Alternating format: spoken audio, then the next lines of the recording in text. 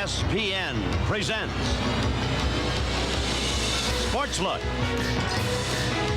with the personalities and cover stories making news in the world of sports.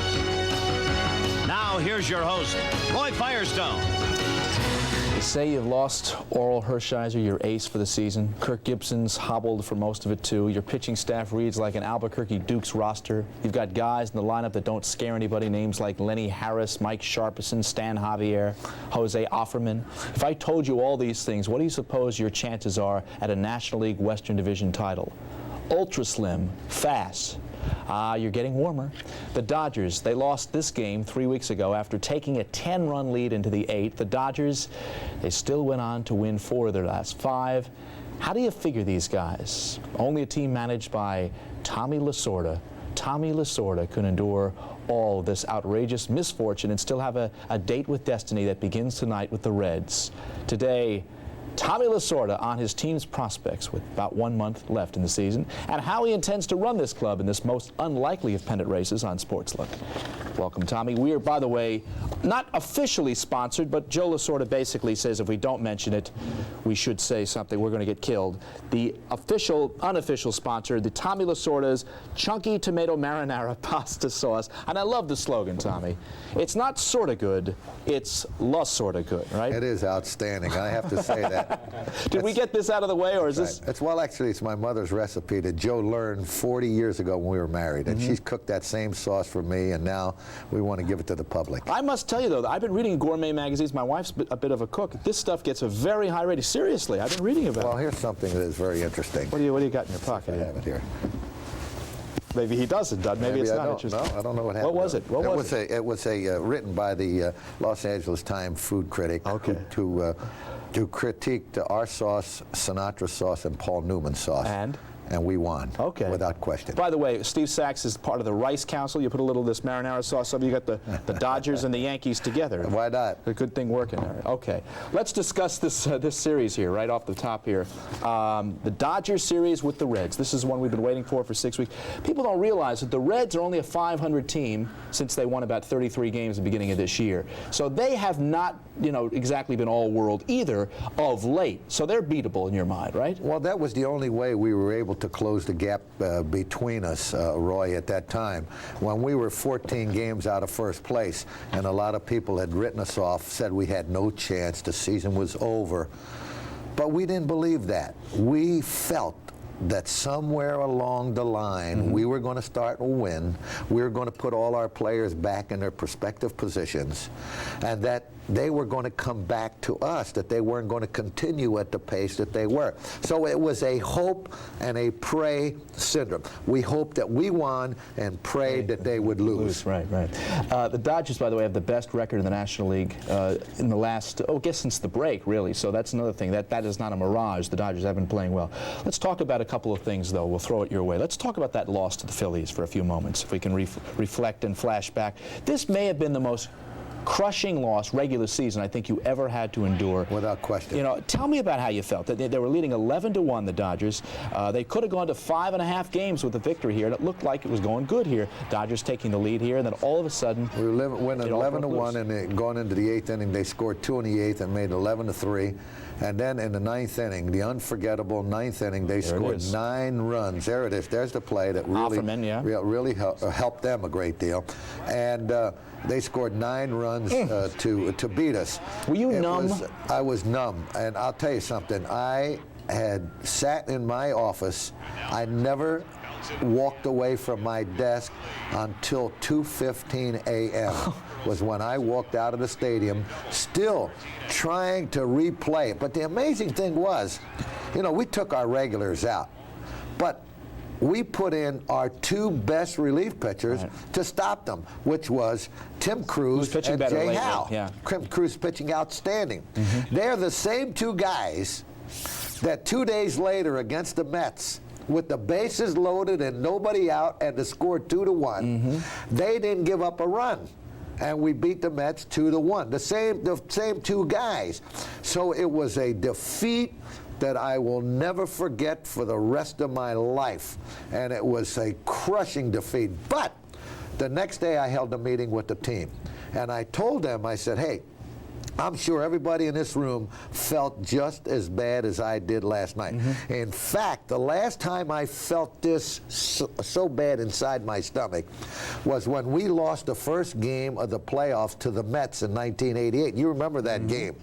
And I said, that's the same way that I felt last night. But I'm going to tell you guys something. We came back to beat the Mets. And we are going to forget last night. I'm going to put this picture in your mind. We lost last night 2-1. It's a loss. We're not going to win all our games, the remaining games, and Cincinnati's not going to lose all their remaining games. So 2-1 we lost. Forget about it and let's go. Of course, we won 4-5 right after that. Yeah. Let's talk about that. There's a different team. You were telling me very point of fact. Everyone was getting all excited about Offerman, and maybe we should be excited about it down the road if we're Dodger fans. But you told me last week, let's not get too excited yet. He's still a young kid, 21 years old. We're going to take a look at him in action, and this, I guess, was his debut. Hit a home run off Dennis Martinez in his first at-bat. It's only his third pro season. Obviously, it's going to take a little while for this kid to make a big impact yet. He has outstanding ability as a shortstop. Billy Russell is working with him. There are a number of things that we have to correct on him on his fielding, and Billy is working every day with him. He will be an outstanding shortstop in the major leagues, and he needs some improvement on his hitting, and he is finding out there's a big difference between major league pitching and AAA pitching. Oh, yeah. And he is going to be a real good ball player for the Dodgers of the future. I know a real good ball player for the Dodgers right now, and that's Ramon Martinez. Could be the youngest strikeout king in 15 years. 15 wins you predicted for him earlier this year. Needs a curveball. Would you agree with that? He's got a curveball. But it's not quite what it should be. Last year, he did not have that curveball. And I said, as long as he tries to pitch, he's going to be a one-pitch pitcher. In other words, he has a fastball and a changeup. If he doesn't get one of them over, he is a one-pitch pitcher.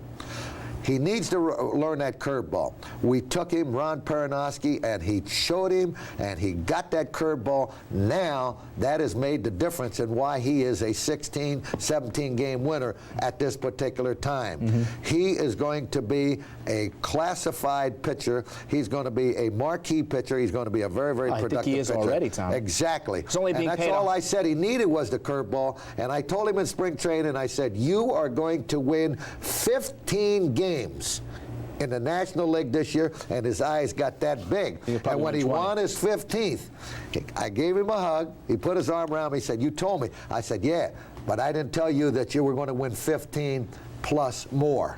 And that's what he's doing. By the way, being paid about $150,000 right now at 21 years. I got a feeling he might get an up in that contract. Fernando has not pitched well lately. Now, there's no question we're going to take a look at him pitching the no-hitter earlier this year. He's had his great moments this year. But he's going to be a free agent, Tommy, and people are talking about the possibility of it being a $3 million Fernando. Be honest with me. Is he worth $3 million based on the way he's pitched of late? Listen, let me tell you something. When you start talking about money and someone else's money, I don't think I'm in a position to say whether a guy is worth it or whether he isn't worth it. When the time comes and the season is over, Peter O'Malley, Fred Clare, they're going to ask me my opinion of each and every ball player on this ball club. And all I'm going to tell them about is their ability. I'm going to evaluate every player, which is my job. They are the ones who are going to have to decide how much money you give, because it's his money, not mine. Some guys lose money during the season when they get themselves involved in a little bit of a fracas. Rick Dempsey is one of them. A bit of a controversy earlier this year when he got into his fight with Lenny Dykstra. Tommy Lasorda has his point of view about what happened in that fight and who should also take a suspension and a fine. We'll come back with Tommy and talk about it after this.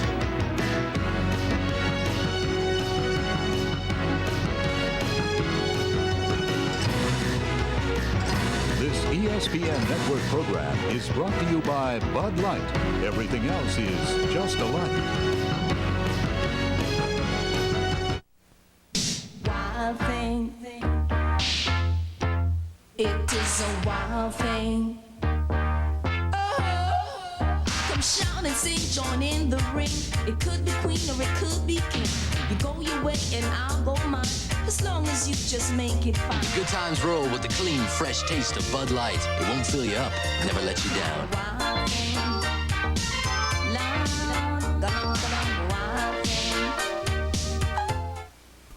Chris Kelly knows a little beachfront hotel where the view is breathtaking, but the prices aren't. Now, where do you suppose she'd rent a car? Budget, where she can reserve a car that's less than 6 months old in less than 3 minutes. Bob Nickel knows a little French cafe where the food is magnifique, but the bill isn't. Now, where do you suppose he'd rent a car? Budget, where he finds the most luxury Lincolns over 3,500 locations worldwide and very tasteful prices. The smart money is on budget. Why don't we have as much quiet here as we had on the greens? Okay. Come on, the ball, and they have no reaction. No, the way you whatsoever. shoot these ducks are gonna have to wear helmets. No, you just need happiness to enjoy life. Very deep, Darnell. Very deep. Darnell. Levi's 100% cotton Dockers. If they're not Dockers, they're just pants. I look like my mom, but I act like my dad, which is... Well, be careful. I feel bad for your mom. Now I'm good. Oh, Bosch Platinum spark plugs are on sale. So tell me, when was the last time you changed your spark plugs? Spark plugs? What do they do? I knew it. When I bite into a York peppermint patty, I get the sensation Arctic air is swooping in from the north, and a major snowstorm is sweeping the nation. Icebergs in California? York peppermint patty. Get the sensation. 21st on this program, Lenny Dykstra was here, and he was talking about the fight the night before with Rick Dempsey. He said, it doesn't matter because I'm not going to be suspended. I may be fined, but I certainly won't be suspended. Turned out to be right, Tommy. He wasn't suspended. Rick Dempsey was suspended for throwing the punch that started off that little fight. But you had a problem with the way this whole thing was handled. We'll take a look at the action, or inaction again here. You think that Dykstra said something that started this whole thing right there. Okay, look, now let me show you something. Did Dykstra drop his bat and walk towards him? That, in other words, he was coming to fight. Mm-hmm. Okay. But he didn't throw the first punch, Tommy. Well, I mean, he threw a second punch, didn't he? Or he did something right after the first punch. To me, in my personal opinion, they were both guilty. I thought that the sentence, the decision, should have been the same for both of them. I didn't like to see it happen. I don't like to see that happen because I'll tell you why. When you have teams going out there on the field fighting, there's a good chance that someone's going to get hurt. Mm-hmm. And it could be one of your key players or someone who's not even involved in the fight. I don't like to see it, Roy. And I hated to see that happen. And it shouldn't have happened. One of these days, an umpire could get one of your players hurt. Joe West threw some guy down, Cook, I guess, Dennis Cook the other day, and obviously this is a controversy that may be settled by the time this program is seen. And the commissioner tried to censor West, saying you have no right to throw a player down, stay out of it. What do you think of umpires staying completely away from a fight and not make any attempt to break it? I don't think umpires should stay completely away from a fight. I think umpires should do everything within their power. In all the years I have been in baseball, I have been involved with a lot of fights as a player and as a manager. Right. But I know one thing. I've seen umpires do a tremendous job of breaking it up. Right. Get between a guy, pull a guy off, but I have never seen a player body slam like that player from the Phillies was Joe West, on Joe West. that fight. So you think Joe West was out of line? I think he's out of line to do that to that player. Mm-hmm. Absolutely. You want to hold up a guy, pull a guy back, or pull a guy off, but I don't think that that guy should have been slammed like that. Richie Phillips has been saying all weekend, as we say before, this thing could change by the time this program is seen, but has been saying that the league should stand up for the umpire, though, show a little support for the umpire, and the league did not do that. Well, the umpire, if he's going to break up a fight, and all the years I've seen him break up fights, and they've done great job. Mm-hmm. You get between the guy, you hold a guy, but you don't body slam a player. Okay, let's talk about Oral. We saw him the other day throwing on the sidelines. It was an encouraging sight for Dodger fans, and really for baseball fans. I think everybody wants to see Oral make the comeback. What's his status right now? Right now, Oral will not pitch, as far as I know, at this season. Oh, yeah, I don't think there's anything Okay, about that. We're hoping and praying that this young man will come back next year. And if there's anybody who will come back from that type of operation, I have to say it's going to be the Bulldog, because he has got so much determination, mm-hmm. and he believes that he will pitch again. He was on the show and talked about the comeback, you know, the big questions in his mind, a little bit of fear, I think, too, and I want you to listen to what Oral had to say about his comeback. The easier part about it is that I'm not on a 15-day DL. This season is gone for me no matter what. I could set a land speed record in this rehabilitation, and there is no baseball in November for me to pitch. The other easy thing is that the stability of my family and the things that have been accomplished, and we don't have to run out and find a job if I can't pitch. But someplace I have to take those competitive juices, and someplace life has to go on. And right now, being optimistic, I'm going to pitch again. Being realistic, I might not. Tell the Bulldog if he don't start pitching, I may be looking for a job. I need him desperately. But I'll say one thing for him. God couldn't have made a finer young man, a greater competitor, and a great role model for any youngster in this country. Guy, no doubt about it. Samwell and Gibson. We're going to show a combination of these two because these guys may not be in the plans for the Dodgers down the road. Juan Samwell, certainly, and Kirk Gibson. What do you think, realistically, for the future for these two ball players? Well, both of them have a ton of talent, no question about it. Both of them can do so much for a ball club. I think what's going to happen, we're going to have to evaluate our ball club when everything is over. See what we need, how we're going to go about doing it, and we're going to try to do everything within our power to give our fans, who are the greatest fans in the world, a ball club that they would love, they would come out to see. So you won't say if you're going to sign them, Tommy, is what I can't say that because that's not my job. All right. I can tell you what I think of them, and I love both of them very much as people. They both play the game like my wife Jo shops all day long. All day long. And they by all means, they give you everything they have, and it's going to be up to the people up in the front office who are going to make those decisions. I'm going to tell them how I feel about them. What about McGee? Should the Dodgers have taken a shot at McGee? Certainly he could have helped. I mean, he's got speed, he can hit the ball. These are things the Dodgers could really use right now. Even if you lose a couple of prospects, could we second guess that a little bit? Why did the A's pick him up? And well, you don't know all of the ramifications of it. You don't know whether they approached us about McGee. You don't know whether they wanted McGee to stay in the National League. There are people who make deals and try to get players out of the league so they don't come back to haunt them. Are you telling me that this was the case, perhaps? I don't know. I really don't know. I don't know if they approached us about McGee. I have no idea. And I don't know whether they wanted McGee to stay in the National League.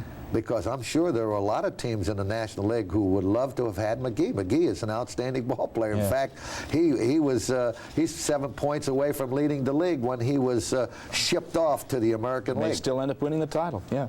We should mention yet again, because Joe has reminded us, that it's not sort of good, it's Lasorda good. This is the gift box for it, and with an autographed baseball, I might say. Authentic. Authentic. Tommy and Joe Lasorda's pasta sauce. Don't want to forget that.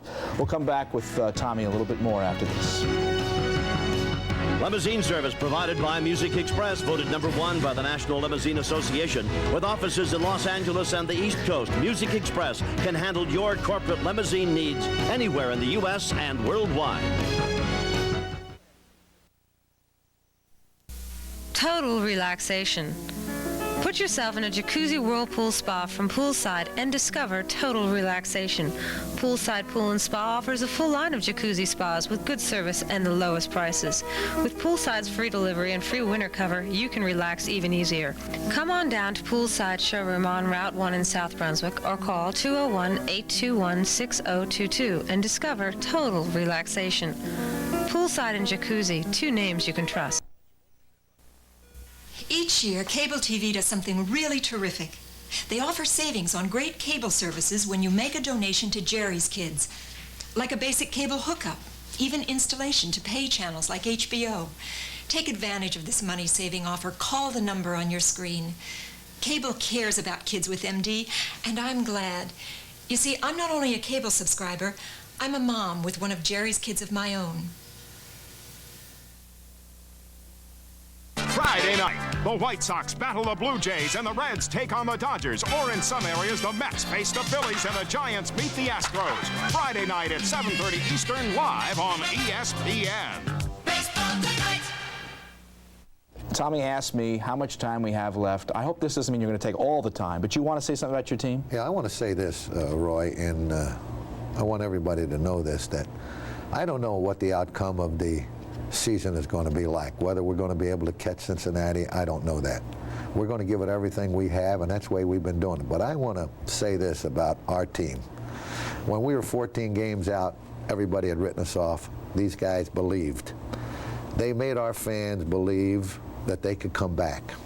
We are still in the hunt for the top spot. I want to say how proud I am of our ball club. They are a bunch of guys that together, they believed, they worked awful hard, they went out and they gave everything they had day in and day out. I hope and pray that we finish #1 because of them and their efforts that they have provided. But if we don't, I want everybody to know how proud I am of them. And I say this to all our fans this weekend. It's going to be a great, great 3-game series. When we finished in 1982 in a tie, and we asked our fans to come out on a 3-game playoff. No, we finished the 3 games season, last 3 games of the season against the Astros, and we beat them all 3 games to finish in a tie. I will never forget the enthusiasm of our fans. They come out and they got behind this ball club and they showed them how much they love them. I want our fans to do that in this weekend. I don't know why, but I kind of feel a phone number should be underneath Tommy there. I just get that feeling, but thank you for that. I appreciate it. I want to throw a couple of things that you might not like. Okay? Sure. Jim Lefevre was on the show. Right. And he talked about the fact that he idolized you for a long, long time, but his friendship ebbed. It ended over a fracas. Listen to what Jimmy Lefevre said about your relationship these days. You're right, Roy. There was a distance, and we tried to get together, but it never worked out. I have nothing but nice things to say about Tommy. You know, a lot of the things I learned about managing, enthusiasm, and about handling players, I've learned from Tommy. He's been an extraordinarily successful man. I have a lot of respect.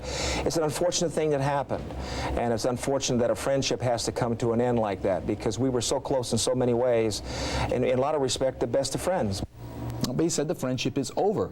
Any chance to reconcile this? That's right. You know, when you have a great deal of love for someone and you want to do everything within your power to help them. When Jim Lefevre come back from Japan, he needed a job. And I went to bat for him and I got him a job with the Dodgers. And he went from a minor league manager to a major league coach within 1 year, which was very, very unusual. And he coached for me. And then the point came where we had this confrontation. Believe me, if Walter Alston would ever said or done anything to me, I could have never laid a hand on him. I could never have laid a hand on my father. If my father had punched me right in the mouth, I'd have told him how much I loved him. And Jim Lefevre didn't do that to me. He hit me when I least expected it.